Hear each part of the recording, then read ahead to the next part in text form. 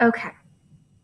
Chapters 18 and 19 are like the big boys of the trial, because chapter 18 is where we hear from Mayella Ewell herself. So she is the one that is claiming that Tom Robinson attacked her and attempted to assault her. And then chapter 19 is the testimony from Tom himself.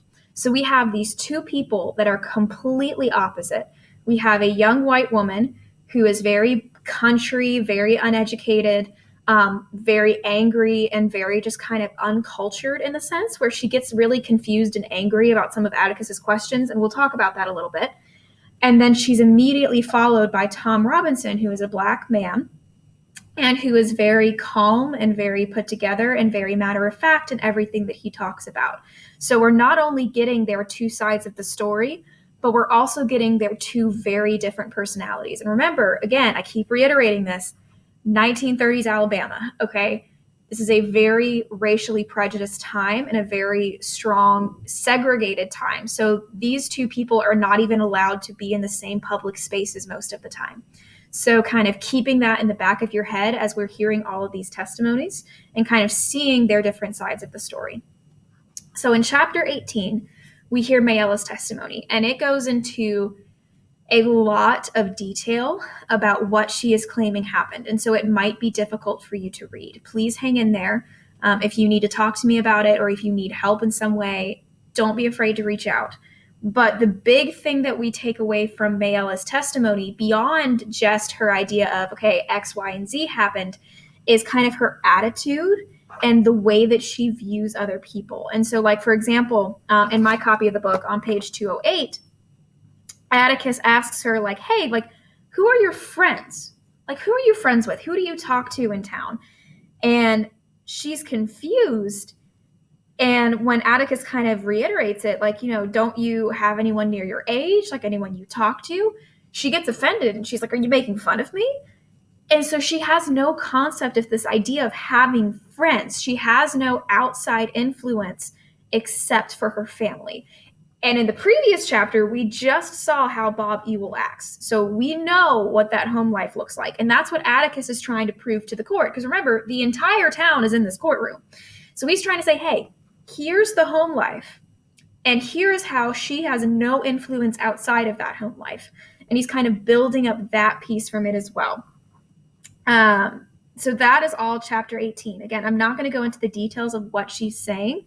But again, you really want to look at exactly what details Atticus is focusing on. So what is he really digging into? What is he coming to a point of saying, hey, this is what you as the jury and as the audience in the courtroom and as a reader should be paying attention to? Because even though we kind of are never told point blank by an outside influence if Tom Robinson is innocent or guilty, this court trial is being put in front of us for us to decide for ourselves. And there really is a right answer.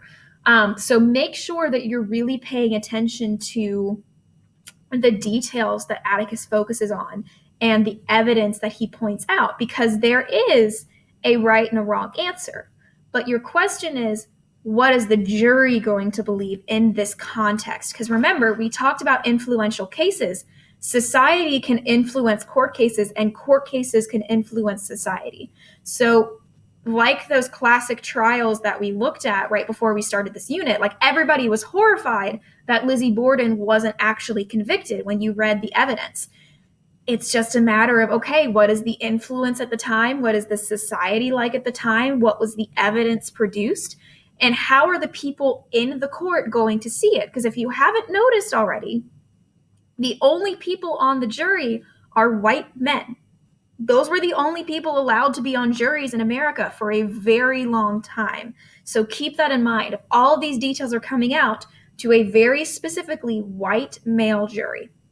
Now, after we have Mayella's testimony, we immediately have Tom Robinson's testimony. And I want you to focus on the exact same things. So looking for exactly what details Atticus focuses on, looking for his demeanor, so how Tom acts, and the things that he starts with. So like the first thing that he does when Atticus gets him up on the stand is he has him tell him, I'm 25 years old, I'm married with 3 children, and he asks him about being in trouble with the law.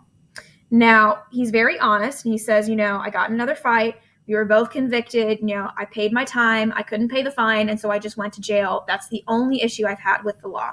So he's kind of setting up this, yeah, he's gotten in trouble in the past. So you're going to see that because you can assume that the prosecution is going to say, oh, he's been in jail before. Like, he's a bad man. And Atticus is kind of preemptively saying, like, no, it was for this thing. It's not a big deal, because his job is to present a defense for Tom. And the rest of his testimony focuses on this idea of what actually happened in the room from Tom's perspective. Now, I am not going to rehash what Tom says. Again, I want you to read closely in order to understand kind of the details that he focuses on. But what I want you to think about is when he is on the stand, the very last thing that Tom says, or the very last thing that we hear him say, is that, oh, now I can't find it. This idea of, if you were in that situation, you would be afraid to. And we're going to see that. I think that actually comes in chapter 20. I think I'm jumping ahead of myself. But this idea of, making sure that Tom has to act perfectly, because he has this huge hill to climb to make people believe him. He has to be completely innocent. He has to be, completely perfect for people to believe him. So there's a lot of pressure on him. So again, we have these two chapters back to back. I've combined them in this unit of study for that purpose. Look at Mayella, look at how she speaks, how she acts, and what she says, and then compare it to Tom and think about, okay, if I was on that jury, who would I believe?